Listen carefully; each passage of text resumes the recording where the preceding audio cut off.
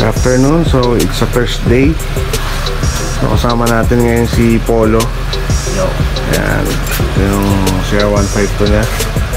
Anong gagawin dito sa bike mo, Polo? Yung sa bullet pipe. Tapos mga minors na siya. May bullet pipe ka na, no? Tapos, anong gagawin sa loob para gumanda yung tunog? May naisip si Master na maging detachable yung bullet pipe. Okay. Para anytime, papalit yung stock. Oo. Mga style nyo, ha? Sige, so ito yung bike ni Polo. Tatandaan nyo, ayan yung tinanggal natin yung ilalim. Upuan, swing arm din, no? Yo, Swing arm, di pa pala. Iba. Dito ginawa yan. So, hinihintay lang namin si Master Putoy at kumain lang daw ko. So, on the way na rin yan. Alright, balikan mo kayo.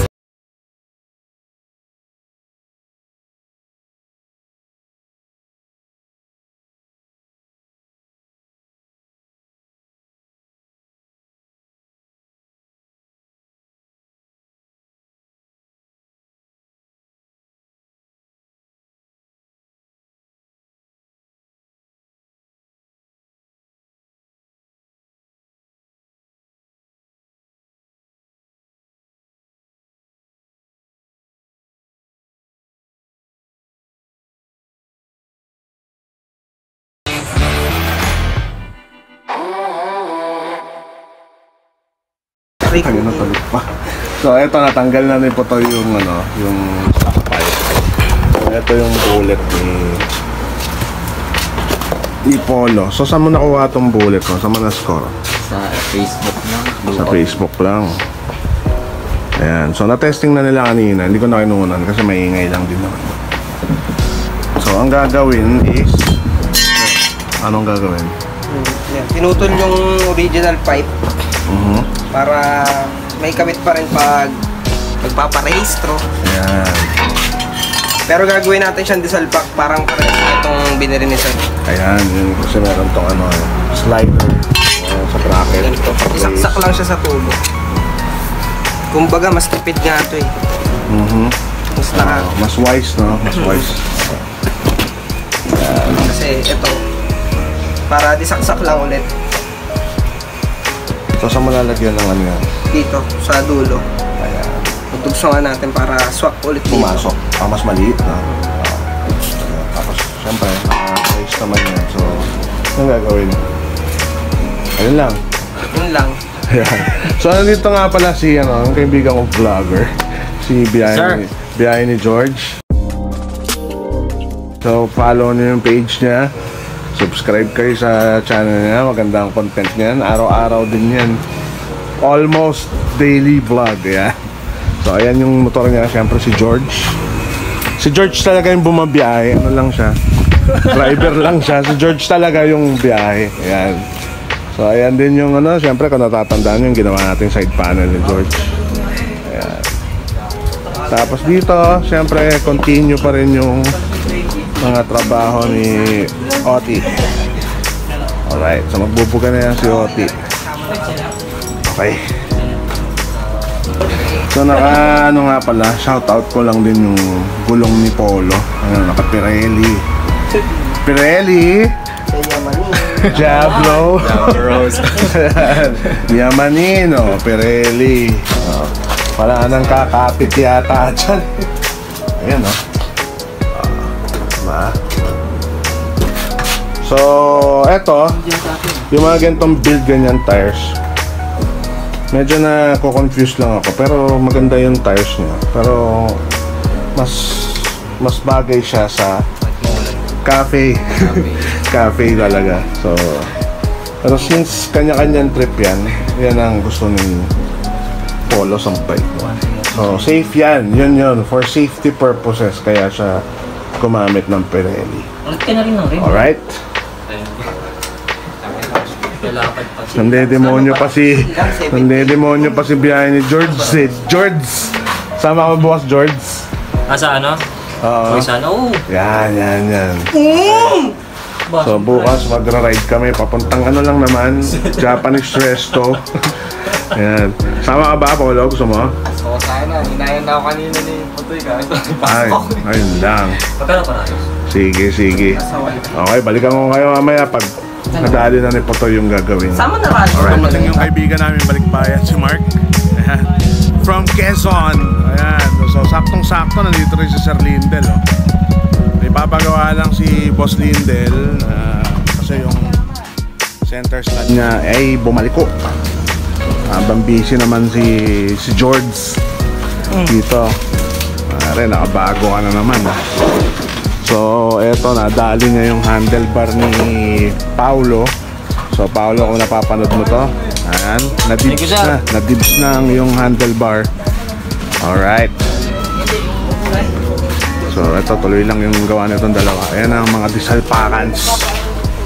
Sumama sa ano? So, ayan ang status natin dito ngayon sa garahe. So, sa Thursday, mga busy day tayo ngayon. Alright. So, kamusta ka, Mark? Ay naman ito, Boss Daro, yung inaawit mo. Ay, puta, lalong ganisa ba to? Ano lang, Oh my lang God, eh. okay lang, okay lang. Thank you.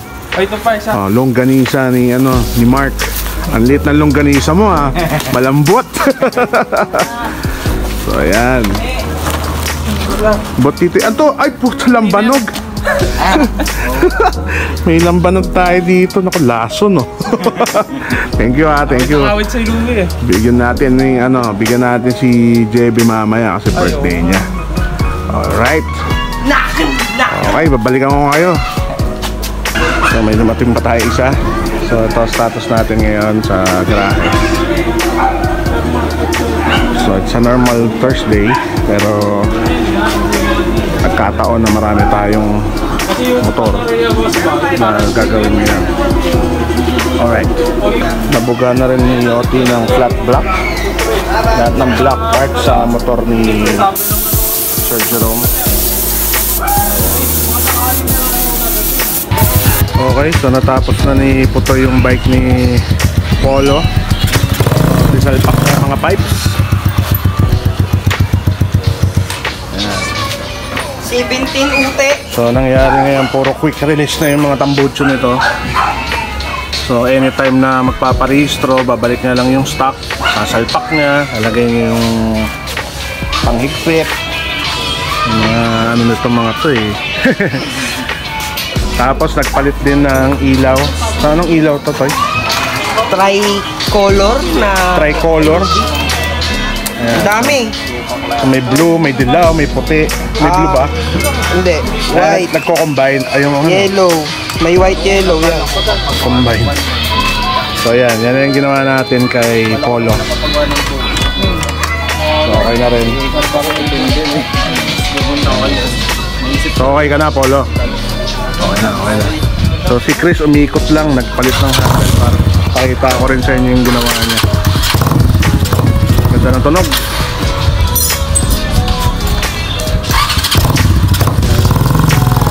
Ito naman si Chris. Nakangyabang ang puto. So masahe mo sa handlebar mo. Ayan.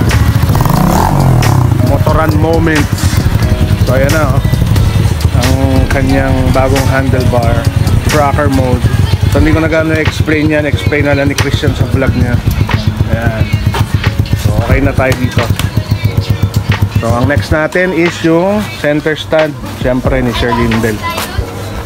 Si Mark, huwag niyo masyado pansin yan, tambay lang yan. Yan yung tambay na naka-jacket po. Alright. Good afternoon mga kamatuligan. So may mga bisita pa tayong dumating. Nandito si Sir Ramil. Ayan. Ano pong pangalan ng grupo niyo, Sir? Wala, basta Cavite chapter. Ang binay ni Motobi. Motobi Boys. Ayan. So ito yung bike ni Sir Ramil.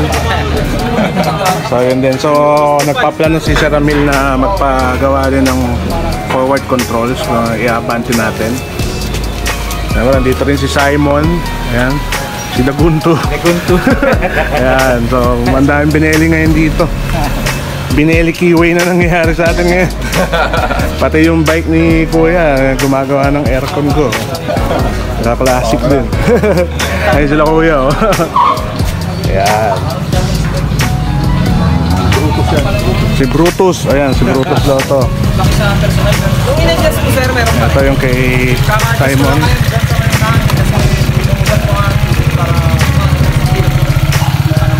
Ayan, no?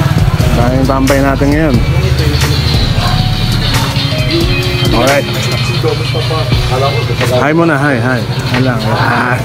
So ito na yung ginawa natin na center stand.